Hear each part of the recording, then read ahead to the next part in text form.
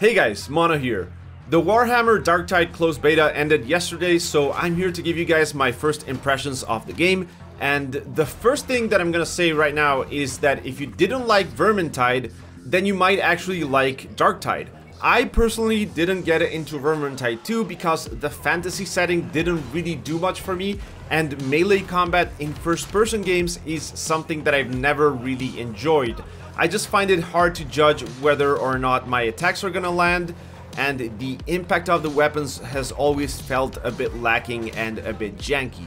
These are the reasons why I always made a sneaky archer or mage in games like Skyrim, so when they announced DARKTIDE, I was happy to see there seemed to be a much deeper focus on shooting instead of it being primarily a melee game. Now, there's a whole lot of melee combat in DARKTIDE, as you can see from the footage, and that's actually your primary way of dealing with enemies.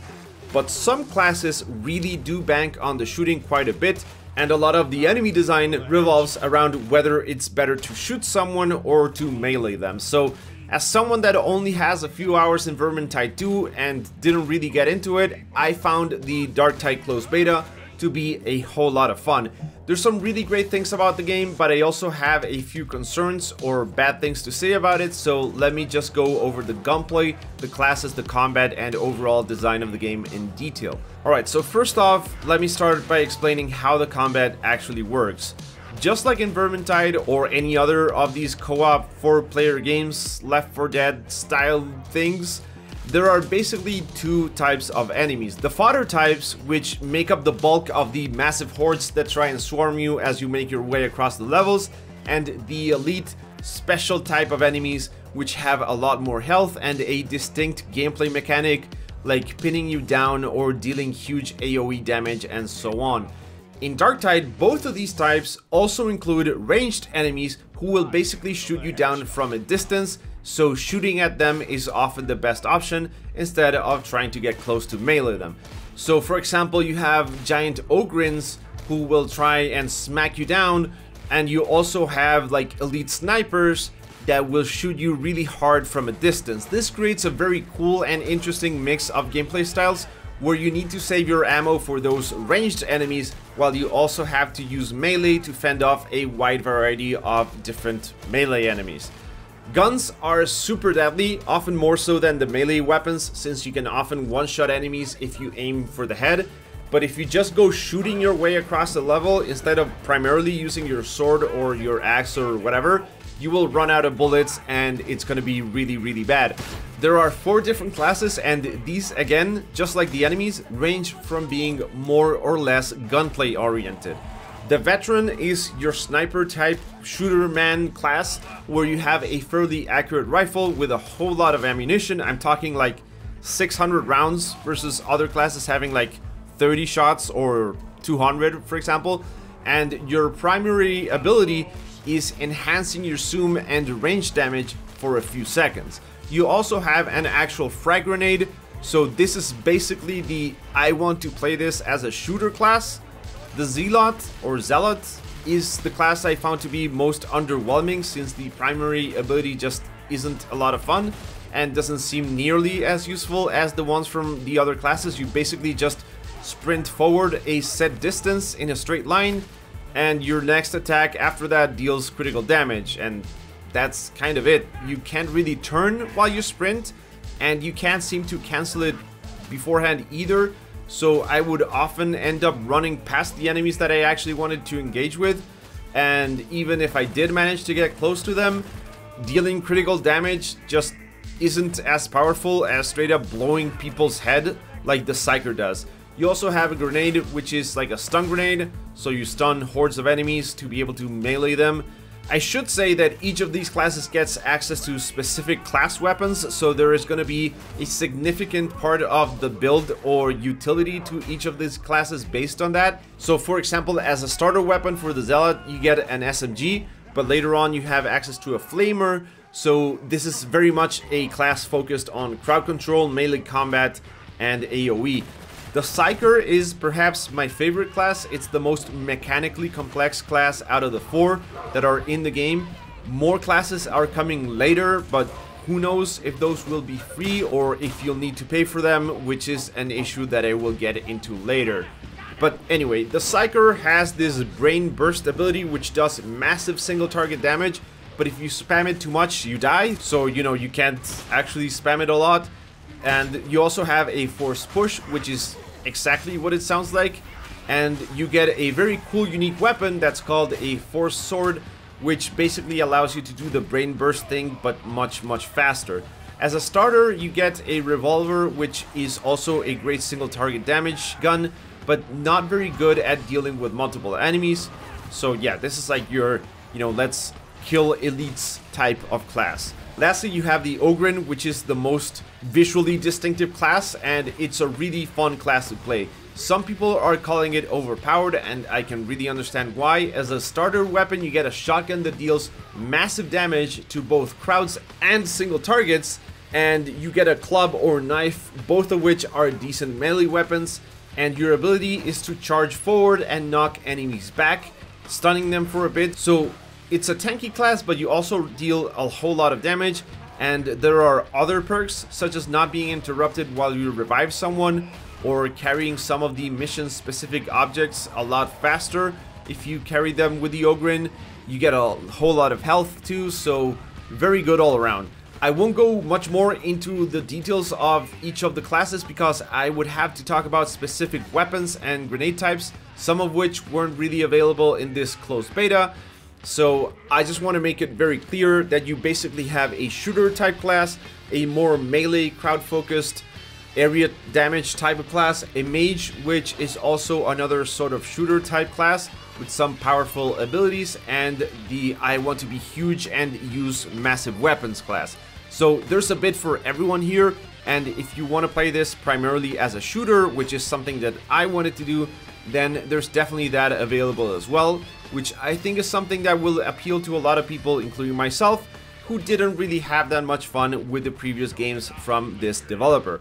Both the melee combat and gunplay feel a lot better than they did in Vermintide as well.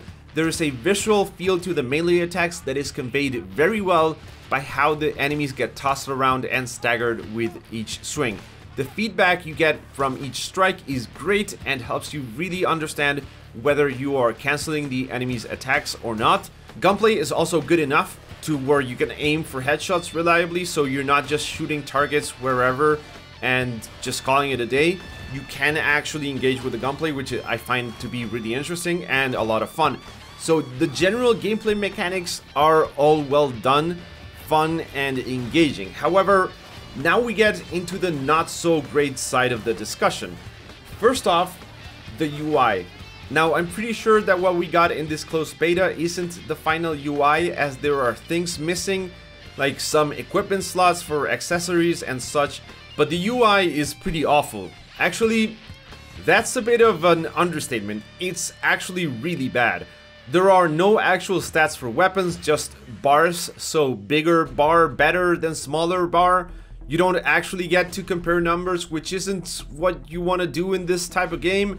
And this also applies to things like your allies' health and shield. You only get to know what percentage they have, you know, judging by the amount of bar that they have, but an Ogren has 200 health and other classes have 100, so it's not really comparable at all, and there's no way of knowing how much ammo everyone has, so you don't really know if you can pick up an ammo box or if your teammate needs it more than you.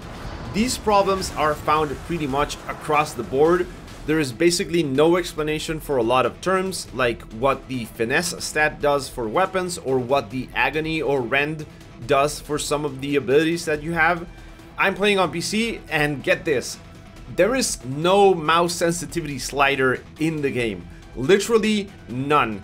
I don't think I've ever seen a game miss such a basic feature before. Maybe this is just an issue with the closed beta, but still, having to adjust mouse sensitivity through DPI, even if it's just the beta, is a slap in the face for any PC player. It's beyond comprehension why such a basic feature is missing from the game.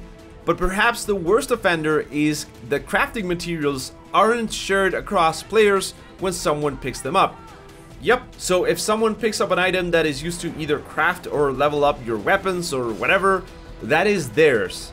That basically encourages people to play the game alone, trying to run around the map, trying to screw each other over one of the main resources of loot and improvement in a game that's all about that. This to me is almost game-breakingly bad. I plan on playing this with friends most of the time, but that just means we have to keep a mental tally of who picked up the last crafting resource, and if you're playing with randoms, then, you know, good luck, I guess. This is such a stupid decision to make in this type of game that it's mind-boggling to see this in a game in 2022. Everyone knows this is a bad way to go about this. If you just think about it for 2 seconds, you realize this is probably the worst way to implement resource pickups in a game. I'm really hoping this gets changed upon release or something, because the amount of frustration that can come from implementing this type of pickup system shouldn't really be ignored. Another problem I have is that there's only one really distinct class visually, that is the Ogren. The other 3 classes, you can't really know what your friends' classes are or the people you're playing with. At a first glance, at least, you know, with the starter kits and skins and so on, there's really no way to tell what class everyone has. And that is a big fail in my opinion, because that's obviously really important. And I know that eventually when you unlock more skins and different things that you can equip for your character visually, there is going to be a distinct design for each of the classes. But it's just really shitty to see that that isn't the case for when you're first starting up. Everyone just looks the same. Lastly, there's the map and overall class design. I said I enjoyed the gameplay, but I'm left wondering how much depth is there to be found here. Yes, it's fun to shoot things and melee hordes of enemies, and even some of the character banter is fun to listen to, but I'm not sure if that's gonna hold up for 50 or 100 or more hours. Most of the class skills seem to be stat modifiers, so you're getting a percentage increase to damage or shield regeneration or whatever. Weapons have attributes like deal plus 10% damage to this type of enemy or that type of enemy. So yes, the core gameplay is a lot of fun, but I don't know if you're going to be able to actually make significantly different builds for each class or not. Vermintide 2 has some classes that are paid DLC, so what happens if that's where the actual build variety comes from? Just having to pay for a different set of skills instead of being able to vary your gameplay with your choice of skills and weapons.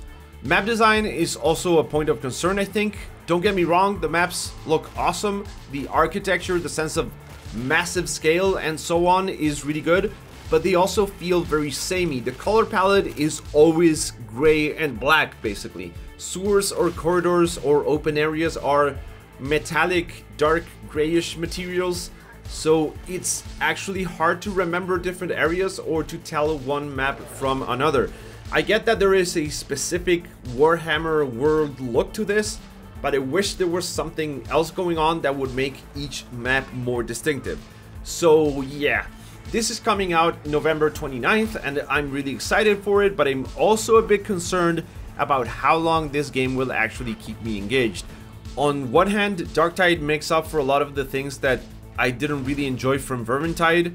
The melee combat, for example, is less complicated than it is in Vermintide, but on the other hand, it seems like a lot of really basic features and quality of life things and implementations are just not there.